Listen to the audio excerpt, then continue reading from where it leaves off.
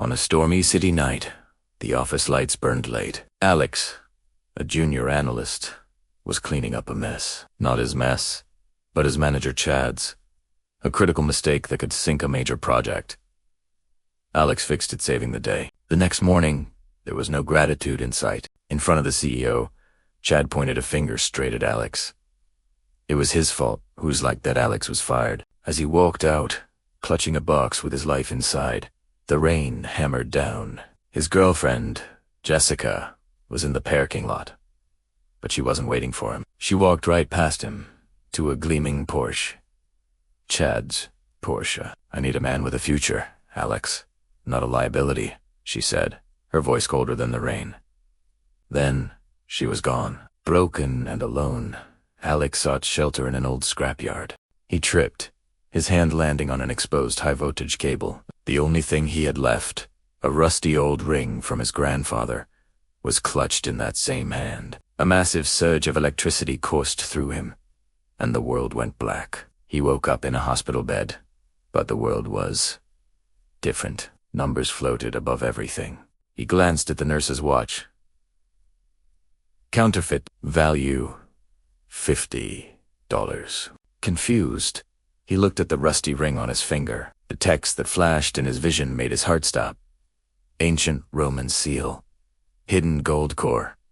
Value, $5 million, with just $50 in his pocket. Alex left the hospital and headed straight for the city's famous antique street, a place known for ripping off tourists.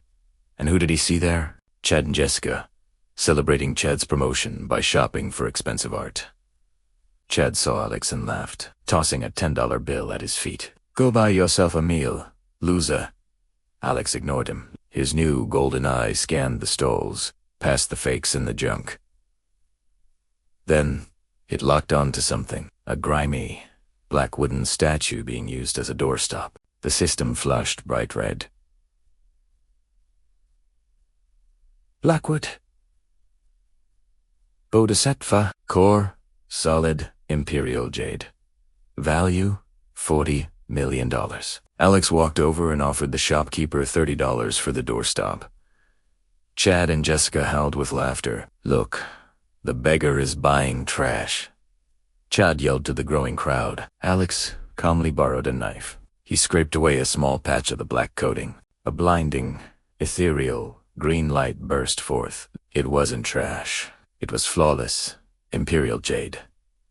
An auction agent in the crowd immediately rushed forward, offering $40 million on the spot. Chad's face went pale, his expensive art suddenly looking like a cheap toy. That $40 million was just the beginning. Alex's golden eye became his ultimate weapon. He saw the future value of stocks, buying a failing tech company just hours before they announced a game-changing breakthrough.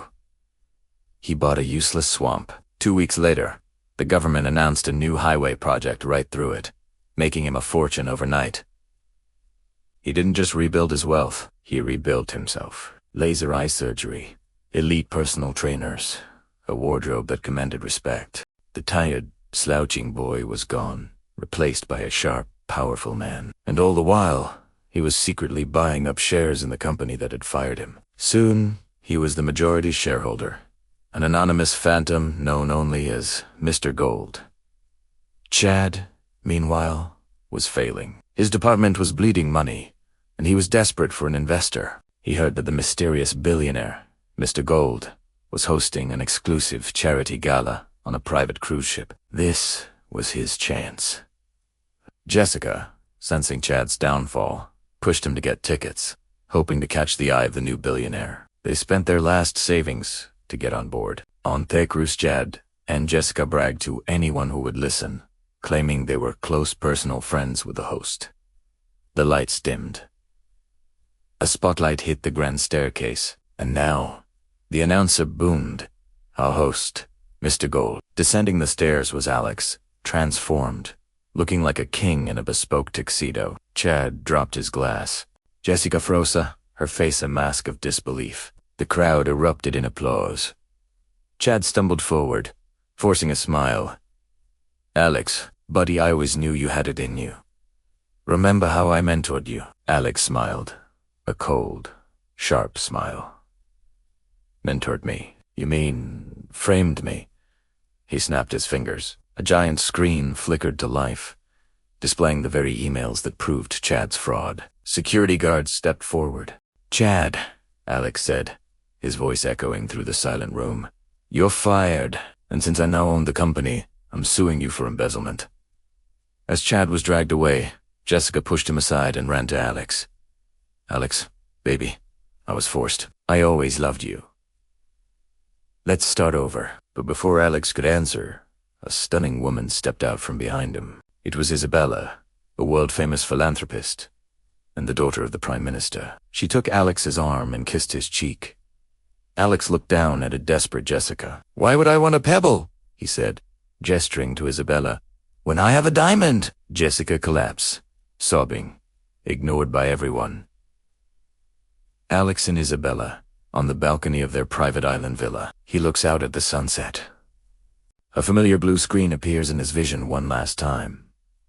Mission, complete life restored. Current net worth, immeasurable.